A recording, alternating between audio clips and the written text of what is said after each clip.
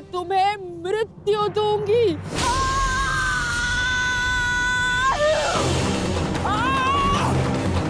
कौन? पितामह को बचाओ, रोको उसे।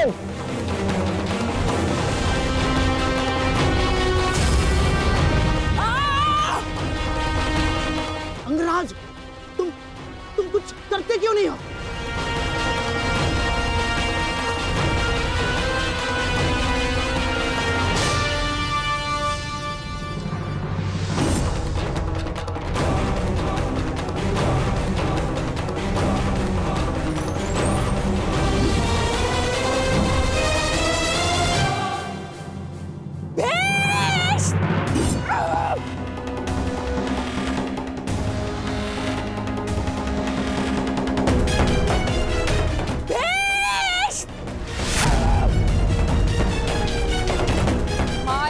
के बच नहीं पाओगे भीष्म।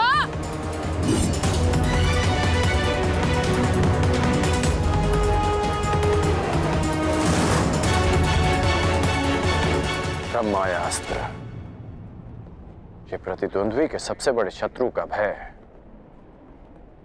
उसके समक्ष उत्पन्न कर देता है।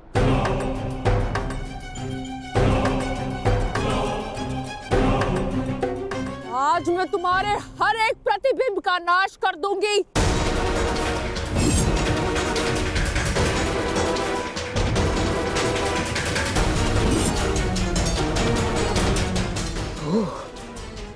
तो वो कथा सत्य थी, जो अंबा गंगा पुत्र के संहार के लिए पुनर्जन्म लेगी।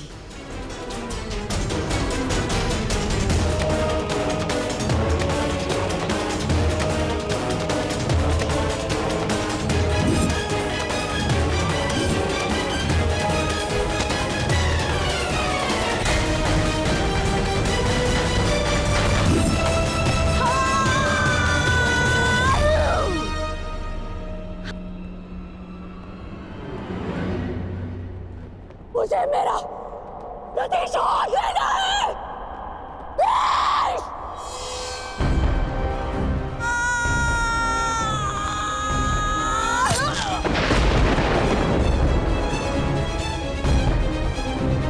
अब समय आ गया है, शिखंडिनी को नागपाश के बंधन का अनुभव करा दिया जाए।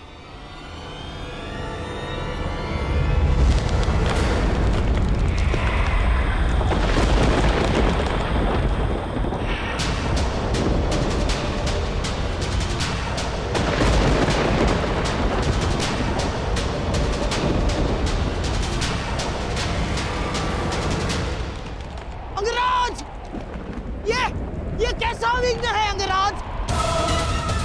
और अचानक ये जलवायु परिवर्तन कैसा?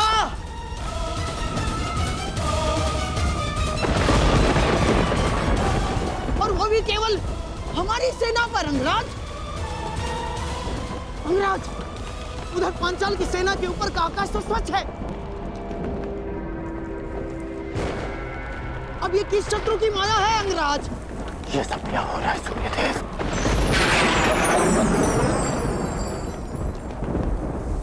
ये सूर्यदेव नहीं मूर्खकण, ये मैं, तुम्हारा परम शत्रु देवराज इंद्र।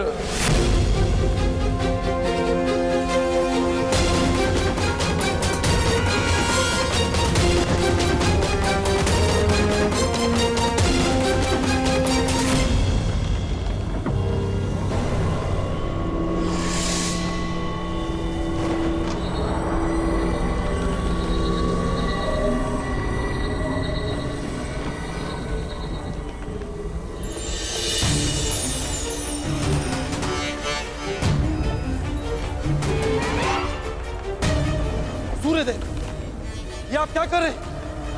अब क्यों मेरे मार्ग में आ रहे हैं? देवताओं के राजा होने का ये अर्थ नहीं है कि आप ही को अपनी शक्तियों का प्रयोग करने का अधिकार है।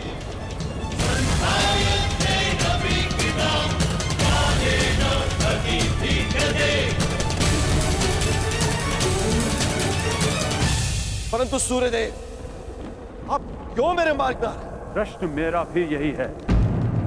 हस्तिनापुर की सेना पर आप अपना क्रोध क्यों जता रहे हैं?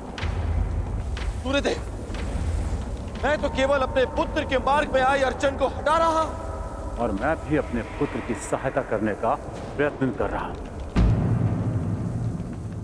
आपका पुत्र? ये सूत पुत्र नहीं, सूर्यपुत्र कर्ण। माना आप देवताओं के राजा हैं, परंतु आप भी त्रिदेव द्वारा ही संचालित होते हैं। यदि आप अपने अधिकारों और शक्तियों का दुरुपयोग करेंगे तो मुझे भी अपनी शक्तियों का प्रयोग करने का अधिकार है।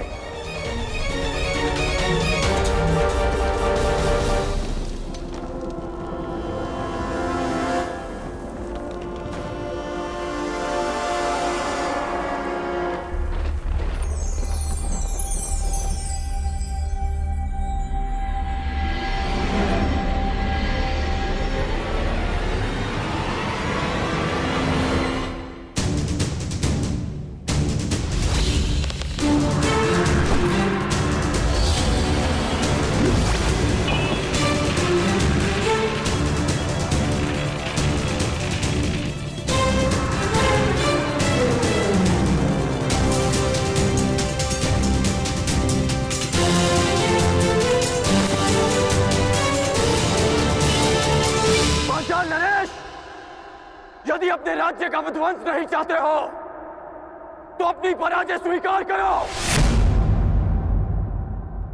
और अपना मुकुट युवराज दुर्योधन के चरणों में रख दो।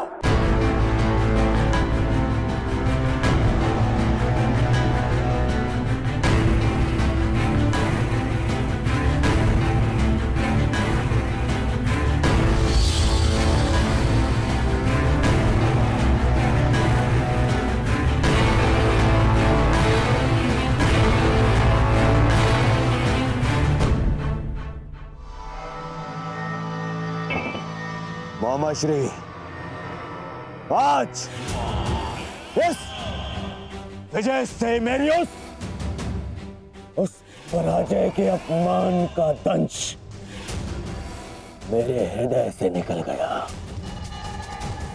जब मैं आचार्य द्रोण को उनकी गुरु दक्षिणा नहीं दे पाया था। मेरा सम्मान स्वीकार कीजिए वीरांगना। निश्चित रूप से आप एक महान योद्धा हैं। क्षमा कीजिएगा कि मुझे एक स्त्री को नागपाश में बांधना पड़ा। क्यों तुम पुरुषों को यह अभिमान है कि स्त्री केवल दया का पात्र है? कि वो दुर्बल है? कि वो केवल सृजन कर सकती है? एक स्त्री अगर चाहे तो संहार भी कर सकती है। शताब्दियों से यही तो चला आ रहा है, सम्मान की आड़ में स्त्री का अपमान। यदि आज तुमने ब्रह्मास्त्र का प्रयोग नहीं किया होता तो भीष्म को आना पड़ता,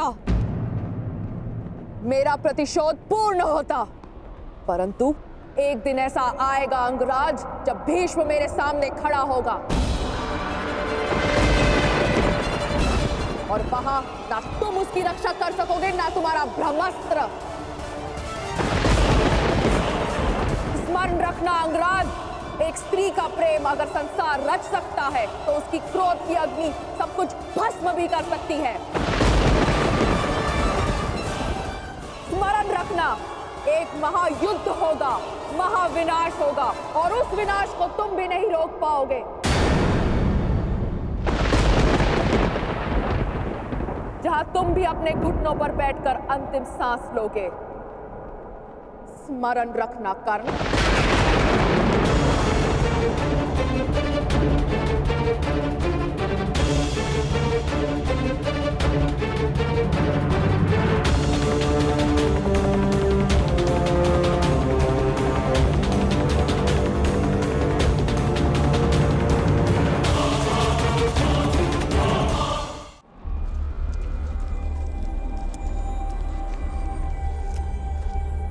बड़ा भयंकर युद्ध था अंगराज। महादेव की कृपा से समाप्त हुआ और हमारी विजय हुई।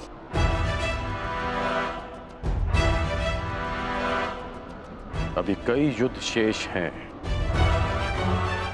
और कई विजय प्राप्त करनी है गांधार नरेश। हाँ, इस दिग्विजय यात्रा को अंत तक अवश्य पहुंचाऊंगा।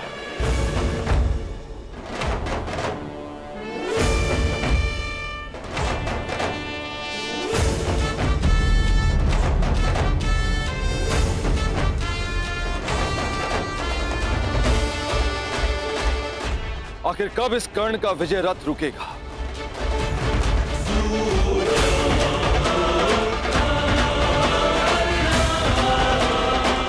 अब तो मैं खुलकर कुछ कर भी नहीं सकता, कोई प्रहार नहीं कर सकता,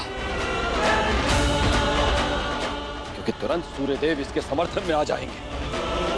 सूर्यपुत्र कर्ण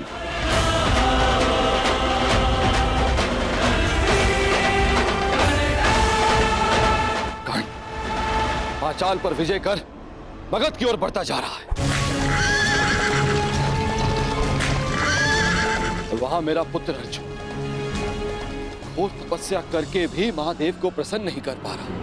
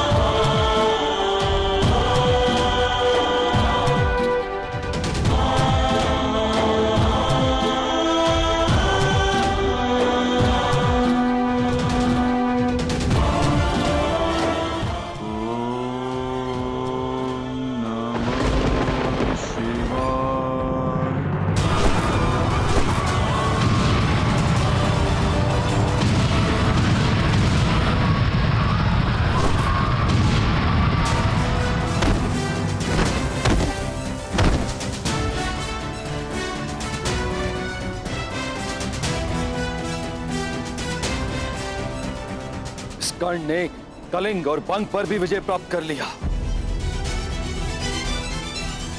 अधिक से अधिक शक्तिशाली होता जा रहा है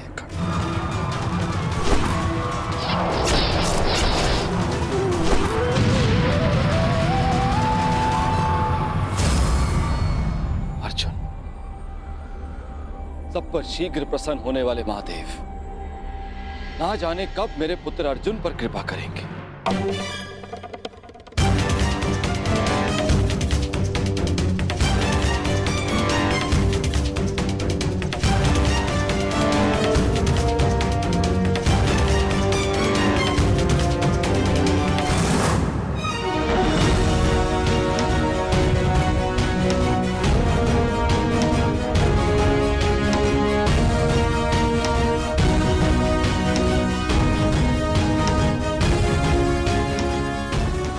वनवास के 10 वर्ष पूर्ण हो चुके। ये कर्ण अब तक अपराजित है, दिग्विजयी बनने की सीमा पर खड़ा है। क्या करूं मैं और कैसे अपने पुत्र अर्जुन को इस कर्ण से अधिक शक्तिशाली बनाऊं? कैसे?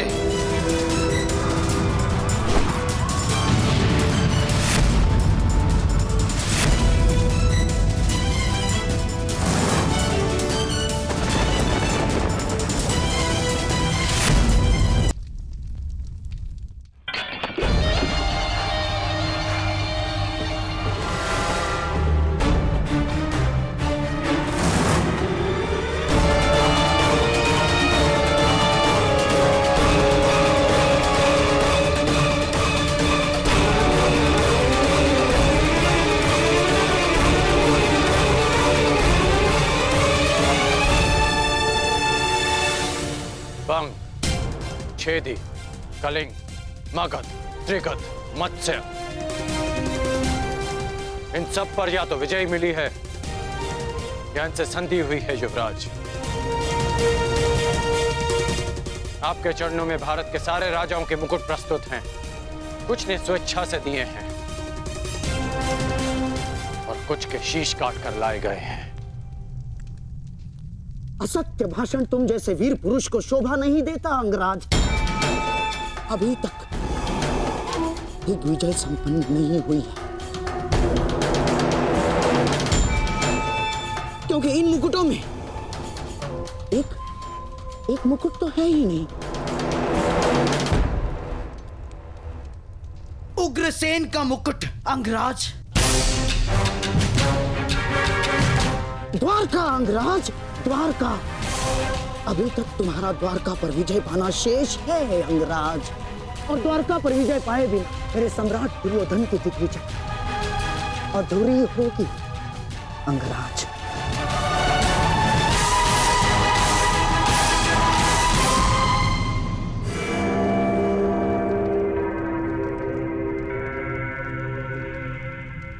द्वारका से युद्ध यानी वासुदेव से द्वंद्व। क्या आप नरसंहार का प्रण लेकर हस्तिनापुर से निकले थे गांधार नरेश? रक्त की नदियां बह जाएंगी, परंतु वासुदेव और श्री बलराम को हराना असंभव है। लोग इन्हें यूं ही अवतार नहीं कहते। अवतार की कथा पे वो विश्वास करते हैं जो कृष्ण से भयभीत हो।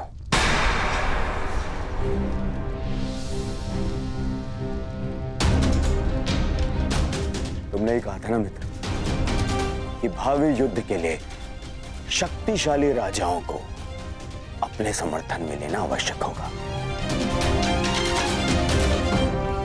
बिना द्वारका के ये कैसे संभव होगा मित्र? तुमने मेरे लिए दिग्विजय का वचन दिया है, क्या उसे पूर्ण नहीं करोगे मित्र? द्वारका का साथ अवश्य मिलेगा युवराज। शक्तिशाली को मित्र संधि से बनाया जाता है, युद्ध से नहीं।